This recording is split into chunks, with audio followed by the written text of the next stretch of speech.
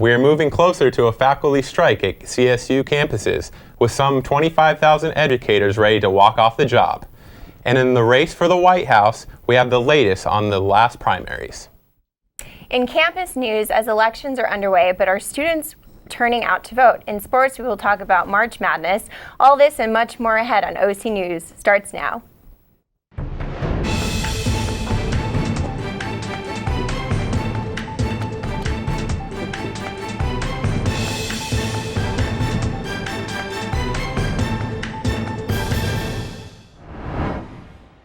Hello and welcome to today's edition of OC News. I'm Ashley Pellegrini. And I'm Joe Moreno.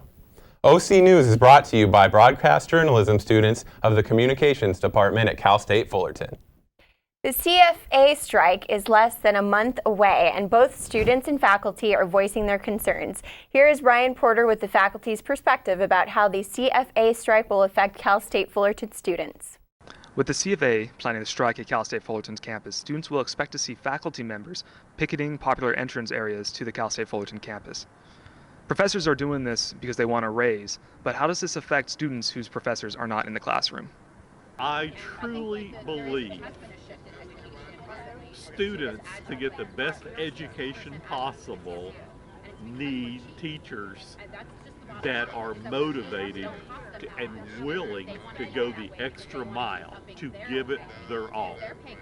This is also important to show that we're serious, but also too, this is a time for us to connect with students. I'm a teacher at my core, right? This is not something I want to do to my students. Unfortunately, the strike will mean those faculty that are on strike will not be in the classroom or accessible. We will not be checking emails or anything during the strike day. Most students don't realize, they think faculty are faculty, right? But within faculty, right, most of the faculty are part-timers. It's not that they're bad teachers, they just have a different experience with students because they have to. I have been here 9 years. My annual base salary has had an average annual increase of 1/2% over 9 years. So how motivating do you think that is? This is Ryan Porter with the OC News. ASI elections for next semester's student body are still underway at Cal State Fullerton. Here is Natalie Monge with more. We are smack dab in the middle of the ASI elections here on the Cal State Fullerton campus. Students are gathering together to vote for the next president, executive vice president, and board of directors. Voting started yesterday and continues until tomorrow night. As you can see behind me, here's one of the voting stations, as well as 4 others on the Cal State Fullerton campus. The ones at the Gastronome and the TSU are open till 8 p.m. tonight and 8 p.m. tomorrow night. Come vote for ASI. We encourage everyone to voice their opinion. And if you vote and post this sticker on one of your social media accounts, Facebook, Twitter, or Instagram, you're entered to win a spring concert ticket or a fall parking pass. Make sure you use the hashtag ASI election 16. Thanks. It's not too late to get your votes in, Titans. I'm Natalie Monge with OC News. While elections on campus are in full swing, Joseph Kokorian is looking ahead to this year's presidential election. With the third Super Tuesday wrapping up, Hillary Clinton and Donald Trump are inching closer to being primary candidates in the 2016 election. We took the campus to see what students were thinking. I think Hillary's a felon, so that'd be awesome to put her in office. And Trump is insane, obviously. I think that it might not be the most popular opinion, but I would side a little more with Hillary Clinton, even though she does have a sketchy record.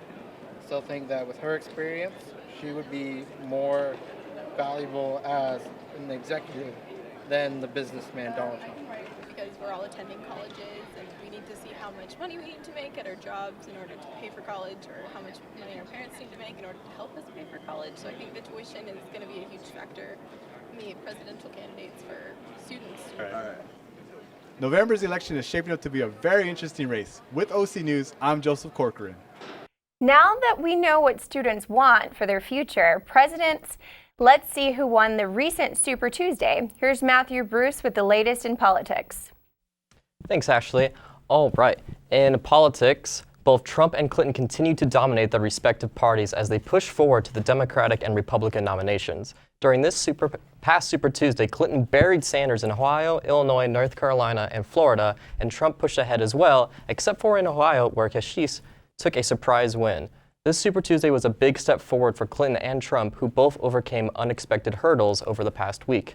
Sanders shocked everyone with his win in Michigan last week over Clinton, and Trump conquered the controversy surrounding his few past rallies where violence and riots have broken out. In fact, Trump is promising that there will only be more violence to come. In an interview with CNN, Trump claimed that if he goes into election season with the majority of delegates but is still denied the nomination, that riots would break out. This was a direct response to the recent strong pushback against Trump. Rubio called for a fight against him during his last speech before dropping out of the race, and Clinton turned her attention away from Sanders and started targeting Trump directly as well. During her victory speech in Florida, Clinton called out Trump and promised to take the fight directly towards him if she won the nomination. Trump quickly shot back, claiming that Hillary was only jealous of how passionate his fans are and his rallies. Needless to say, in an election of extremes already, we can only expect the fight to only get more ugly as it goes on. And now for a quick summary of the election so far. We have Trump leading the Republican Party with 662 delegates and Cruz behind him with 408. In the Democratic Party, Clinton leads with 1,588 delegates, with Sanders with 817. Your next big primaries coming up are in Arizona and Utah, which is scheduled for March 22nd. Back to you guys. Thanks, Matthew. Daylight saving times is back on, and finally spring is here. March Madness is taking over starting tomorrow as a new national champion will be crowned in college basketball. And in Titan baseball, 4 straight wins has the team streaking. That and much more after the break. They said I have troll teeth. That my voice sounded like a possessed baby doll. That no one would ever love someone as stupid as me. That I was fat, ugly. Disgusting. The effect of bullying is potent. We will no longer be the silent majority. Now, when you see online bullying, there's something you can do about it. We're gonna take action with the I. I am a witness. I am a witness. I am a witness. I am a witness. I am a witness, and so are you.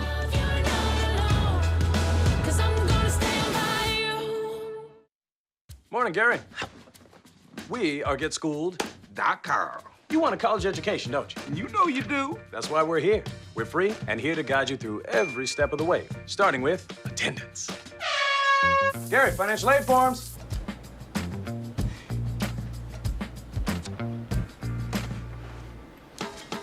Picking a college, man. You and us. We go together like tacos and Tuesday. And I love tacos. Go to GetSchooled.com. It's definitely heating up outside, and with the daylight savings, we're to see the sun later and into the evening. So bring out your summer shades for the next few days. Lana has more on the weather forecast. Lana?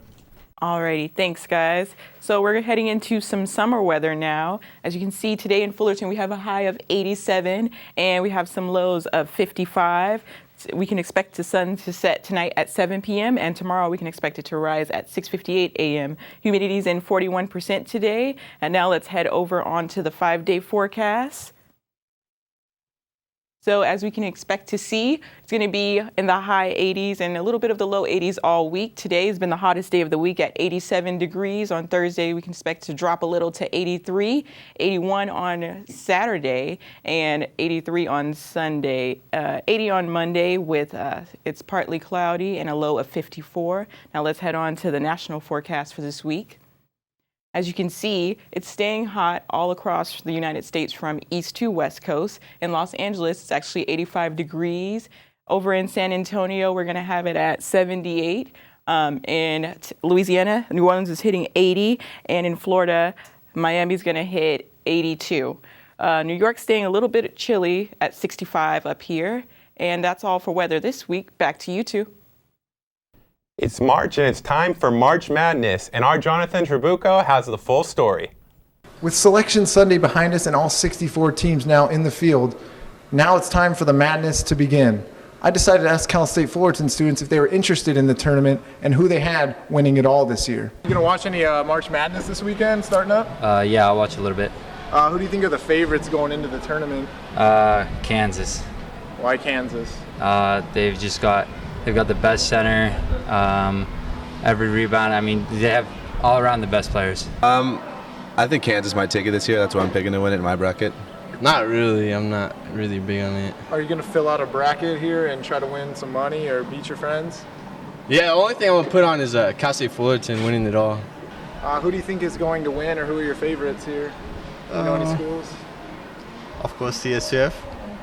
And are you going to fill out like a bracket, try to beat your friends or win some cash? You know, I might. We've been talking about it, but I'm not really sure. I don't want to lose any money. Yeah, me and my friends are actually doing a big pool together, so hopefully I come up on top. I've never won it yet, so we'll see. Do you have any like major upsets in the first round? Think someone's going to pull a shot? I think Hawaii from the Big West is going to win it, and or win the first game, and then I also have Yale beating, I think it's, can't remember, a 5 seed or something like that, but yeah. You can catch all the madness starting tomorrow morning on the networks of CBS, True TV, TBS, and TNT. I'm Jonathan Tribuco for OC News. Thanks, Jonathan. Fullerton's baseball team is starting to heat up, and early retirements are becoming a trend in the NFL. With all the latest in sports, here's Miguel Moya. Hey everyone, now it's time to cover this week in sports so far. Cal State Fullerton's baseball team beat San Diego State 8-1 on Tuesday night, improving their record to 10-6. Fullerton continues their homestand this weekend with the 3-game series against 7-8 Maryland, which opens up with the 7 p.m. game on Friday. Considering that they're playing a team that's under 500, this gives Fullerton a great chance to extend their current 4-game win streak and their overall record as well. Now let's turn to the NFL, where former Green Bay Packers defensive tackle B.J. Raji announced his hiatus from the NFL for at least the 2016 season. The 29-year-old played 7 seasons with the Packers, which includes a Super Bowl win in 2010. This is quite a surprise to many around the NFL, considering Raji is under 30 years old and he received offers from multiple teams for the 2016 season. But now Raji's following the footsteps of 2 other stars, Marshawn Lynch and Calvin Johnson, who also retired this year. Lynch is 29, just like Raji, and Johnson is only 30. So why are these successful NFL players retiring so early? One theory considers the wear and tear on a player's body to be the reason. Monday, Jeff Miller, NFL's Senior Vice President for Health and Safety, finally acknowledged that there's a correlation between football and brain trauma. This is big news, considering that not only is this the first time the NFL has admitted to the correlation, but they admitted it after months of denying the fact. What action will the NFL take next is unknown, but players are certainly starting to take notice. In baseball news, Los Angeles Dodgers outfielder Yasiel Puig will not be facing any punishment for an alleged domestic violence case that comes after an investigation into the case, which resulted in no evidence to support the allegations against Puig. This case was one of 3 domestic violence cases in baseball this year. The other 2 involved Colorado Rockies infielder Jose Reyes, who's on paid leave until his investigation is complete, and Aroldis Chapman, who was suspended for 30 games following his investigation. Now to college sports. March Madness starts tomorrow with a full slate of games to kick off the round of 64. It's win or go home for each team, which should create some exciting games as they all play for the title of national champs.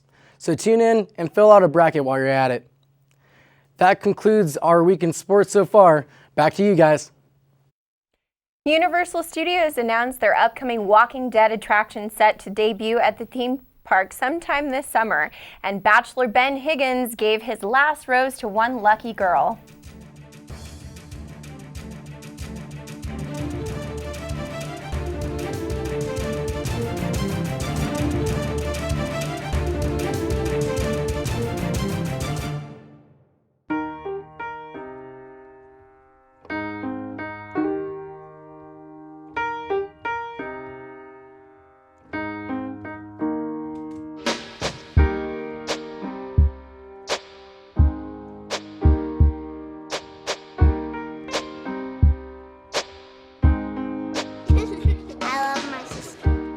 Doesn't see race.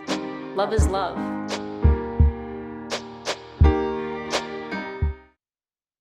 Why is my son having trouble in school?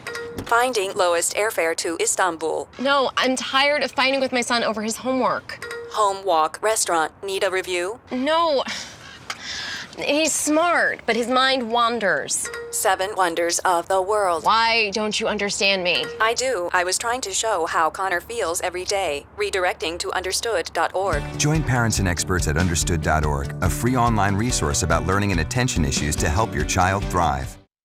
The Bachelor's 20th season comes to a heartbreaking end. Lots of tears shed, and lots of tears have been shed. Harrison Ford has returned to the Indiana Jones movie. Check it out with Riley Escoboza.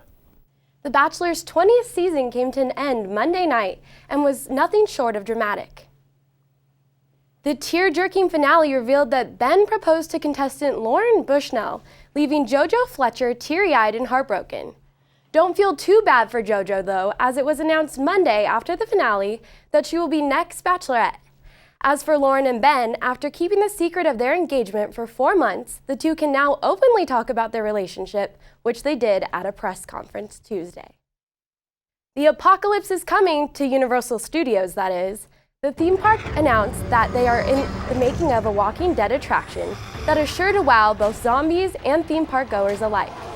Chris Hardwick released that the attraction will be built inside an entirely new structure that will mix live performances with animatronic and special effects to create one of the most intense experiences for Walking Dead fans. Famous visual effects artist Greg Nicotero, who also serves as on the show as a director, will be heavily involved within the creation of the attraction. Disneyland Spring Breakers may be a little disappointed due to the closure of some attractions. Both the Disneyland Railroad and Columbia Sailing Ship will be closed for spring break. Although the attractions will be missed, their closing comes with excitement of the beginning of the construction of Star Wars Land. Star Wars Land is said to open in the spring of 2017, replacing the Rivers of America and Frontierland.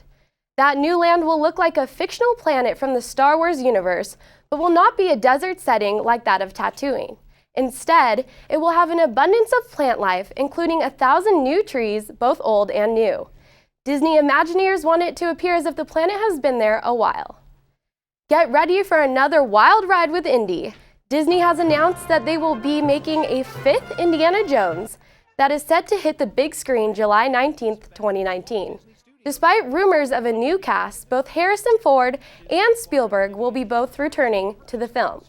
Disney's chairman Alan Horn stated that he is excited to be bringing one of cinema's most iconic heroes back for a 5th time, and I think we can all agree that we share in that excitement. That's all for today. Back to you. Thank you, Riley. That's all for tonight. Join us on social media to tell us about your important stories you would like to see covered on OC News. From all of us at the OC News Studios, goodbye and good night.